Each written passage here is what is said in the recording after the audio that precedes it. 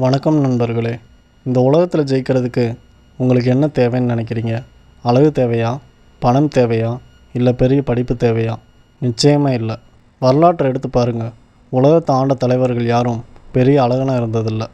ஏன், பல பேர் பெரிய பணக்காரனாக கூட இருந்ததில்லை. ஆனால் அவங்கக்கிட்ட ஒரு விஷயம் இருந்துச்சு. அதுதான் அவங்கள உச்சாணி கொம்பில் ஏற்றி வச்சது. அது என்ன தெரியுமா? பேச்சு.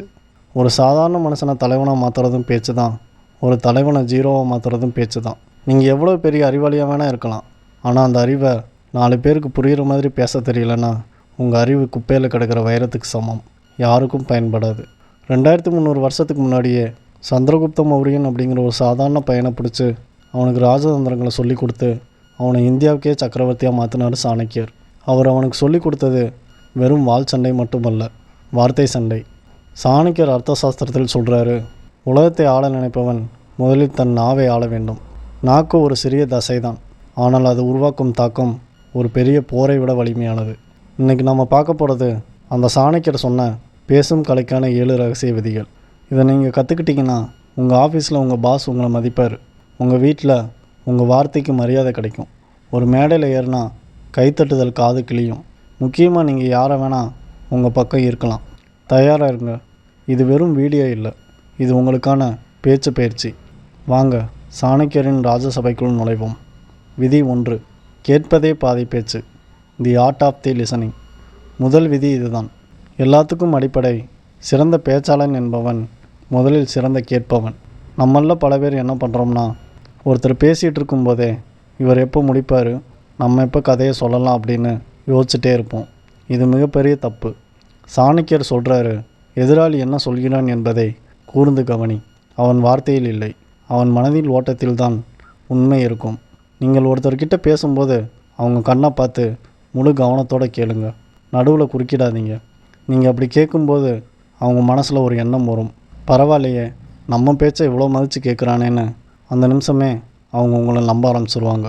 நீங்கள் பேசாமலேயே அவங்கள உங்கள் பக்கம் இழுக்கிற முதல் தந்திரம் இதுதான். அவங்க பேசி முடித்ததும் அவங்க சொன்னதுலேருந்து ஒரு சின்ன பாயிண்டை மட்டும் எடுத்து பேசுங்க. நீங்கள் சொன்னது சரிதான் சார், ஆனால் அப்படின்னு ஆரம்பிங்க. அப்போது அவங்க உங்கள் பேச்சை வேத வாக்க கேட்பாங்க. ஸோ விதி எண் 1, வாயை மூடுங்க, காதை திறங்க. எதிராளி என் மனசை படிங்க, அப்புறம் உங்கள் வார்த்தையை விடுங்க. விதி 2, இனிமை என்னும் ஆயுதம். ஸ்வீட்னஸ் இன் ஸ்பீச். 2வது விதி இது. ரொம்ப முக்கியம். இனிமை சில பேர் இருப்பாங்க, நான் எப்போயுமே உண்மையை தான் பேசுவேன், மூஞ்சியில் அடித்த மாதிரி பேசுவேன்னு பெருமையாக சொல்லுவாங்க. சாணக்கியர் என்ன சொல்கிறார் தெரியுமா? சத்தியம் பேசுவது தர்மம்தான், ஆனால் கசப்பான சத்தியத்தை இனிமையாக பேசுவதே ராஜதந்திரம். காட்டில் நேராக இருக்கும் மரங்கள் தான் முதலில் வெட்டப்படும், கோணலாக இருக்கும் மரங்கள் தப்பிக்கும். அதே போல் அளவுக்கு மீறிய முரட்டுத்தனமான பேச்சு உங்களுக்கு எதிரிகளைத்தான் உருவாக்கும். கசப்பான மருந்தை குழந்தைங்க குடிக்க மாட்டாங்க, அதில் கொஞ்சம் தேன் கலந்து கொடுத்தா குடிப்பாங்க. அதே மாதிரி தான் உண்மையும். நீ செஞ்சது தப்புடா முட்டாள்னு சொல்கிறதுக்கும், தம்பி நீ நல்ல முயற்சி பண்ணியிருக்க, ஆனால் அந்த இடத்துல இன்னும் இப்படி செஞ்சுருந்தா சிறப்பாக இருந்திருக்கும்னு சொல்கிறதுக்கும் வித்தியாசம் இருக்குல்ல. ரெண்டுமே ஒரே விஷயம்தான், ஆனால் சொல்கிற விதம் வேறு. முதல் விதத்தில் அவன் உங்கள் எதிரியாக மாறுவான், 2வது விதத்தில் அவன் உங்கள் விசிறியாக மாறுவான். உங்கள் நாக்கில் விஷம் வேணாம், தேன் இருக்கட்டும். அதுக்காக பொய் சொல்லலை, உண்மையை பக்குவமாக சொல்லுங்கள். அதுதான் சாணக்கிய தந்திரம். விதி 3, இடத்தை அறிந்தே பேசு. Context awareness. 3வது விதி இதுதான். புத்திசாலித்தனம், இடம், பொருள், ஏவல்.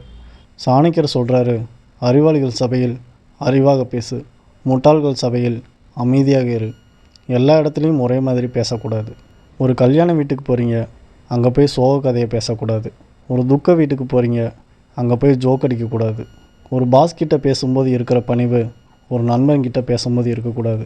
நம்மளில் பல பேர் பல்பு வாங்கிறதுக்கு காரணமே இதுதான். சம்பந்தமே இல்லாத இடத்துல சம்பந்தமே இல்லாத விஷயத்தை பற்றி பேசுகிறது.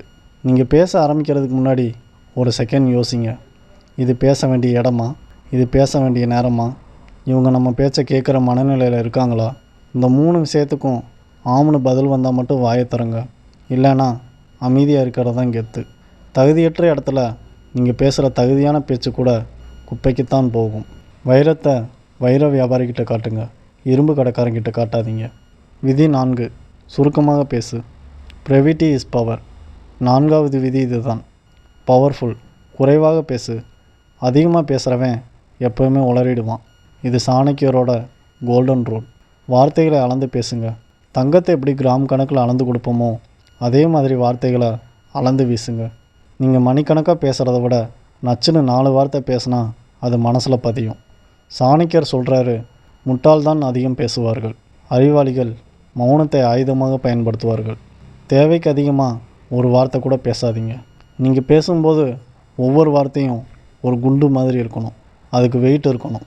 வளவலன்னு பேசுகிறவங்கள யாருக்கும் பிடிக்காது. எப்படா இவன் முடிப்பான்னு நினப்பாங்க. ஆனால் கம்மியாக பேசுகிறவங்க வாயை திறக்கும்போது எல்லோரும் நிமிர்ந்து உட்காருவாங்க.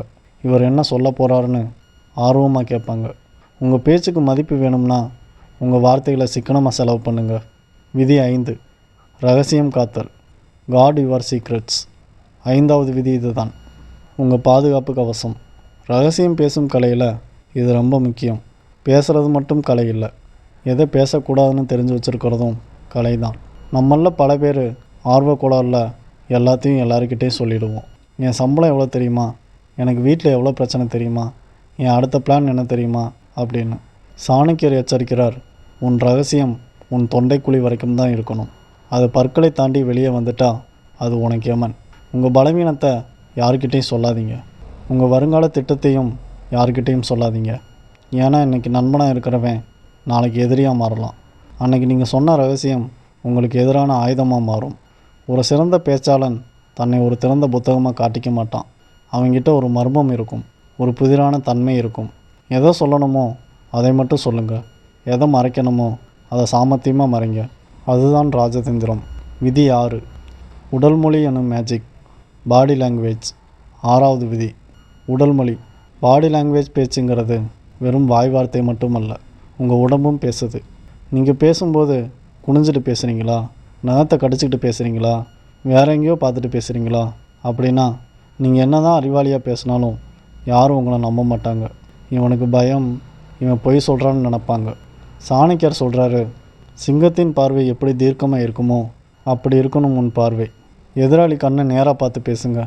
முதுகை நேராக வச்சு நிமிர்ந்து நின்று பேசுங்க. கைகளை பயன்படுத்துங்க. சிரிச்ச முகத்தோடு பேசுங்க. அந்த தீர்க்கமான பார்வை தான் உங்கள் மேலே ஒரு நம்பிக்கையை உருவாக்கும். இவன் சொல்கிறதுல ஒரு பாயிண்ட் இருக்குப்பா, இவன் ஒரு ஆளுமேன்னு அவங்கள நம்ப வைக்கும். உங்கள் வார்த்தையை விட உங்கள் கண்கள் அதிகமாக பேசணும். விதி 7, கேள்வியால் மடக்கு. The art of the questioning.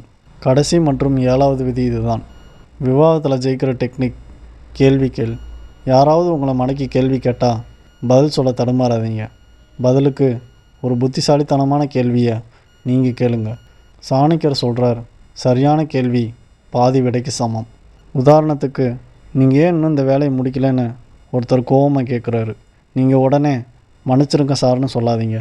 Sir, இதை இன்னும் சிறப்பாக முடிக்கணும்னு நினச்சேன், அதுக்கு இன்னும் கொஞ்சம் டைம் தேவைப்பட்டுச்சு, அவசரமாக முடித்து சொதப்பணுமா இல்லை டைம் எடுத்து சரியாக பண்ணணுமான்னு ஒரு கேள்வி கேளுங்க. இப்போ பந்து அவங்களோட கோட்டுக்கு போயிடும். அவங்க யோசிக்க ஆரம்பிப்பாங்க. அந்த கேப்பில் நீங்கள் ஜெயிச்சிடலாம். சரியான நேரத்தில் சரியான கேள்வி கேட்க தெரிஞ்சவன் தான் விவாதத்தில் ஜெயிப்பான். வார்த்தையே வாழ்க்கை நண்பர்களே. 10 நிமிடம் நாம் ஒரு பெரிய பயணத்தை முடிச்சிருக்கோம். பேச்சுங்கிறது சாதாரண விஷயம் இல்லை, அது ஒரு தவம், அது ஒரு கலை. சாணக்கியர் சொன்ன இந்த 7 விதிகளின் நினைவில் வச்சுக்கோங்க. காது கொடுத்து கேளுங்கள், இனிமையாக பேசுங்கள், இடமறிந்து பேசுங்கள், சுருக்கமாக பேசுங்கள், ரகசியம் காத்து பேசுங்கள், கண் பார்த்து பேசுங்கள், கேள்வி கேட்டு பேசுங்கள். இதை மட்டும் நீங்கள் கடைப்பிடிச்சு பாருங்கள். உங்கள் பேச்சில் ஒரு மாற்றம் தெரியும். உங்கள் மேலே ஒரு மரியாதை வரும். யாரும் உங்களை சாதாரணமாக எடை போட மாட்டாங்க. உங்கள் நாக்கு உங்கள் கட்டுப்பாட்டில் இருந்தால் இந்த உலகமே உங்கள் கட்டுப்பாட்டில் இருக்கும். சாணக்கியர் வழியில் நடப்போம், வார்த்தையால் உலகத்தை வெல்வோம். இந்த வீடியோ உங்களுக்கு பயனுள்ளதாக இருந்தால் மறக்காமல் கமெண்டில் I M A master speaker, நான் ஒரு சிறந்த பேச்சாளன் அப்படின்னு டைப் பண்ணுங்கள். மீண்டும் ஒரு அற்புதமான வீடியோவில் சந்திக்கலாம். நன்றி, வணக்கம்.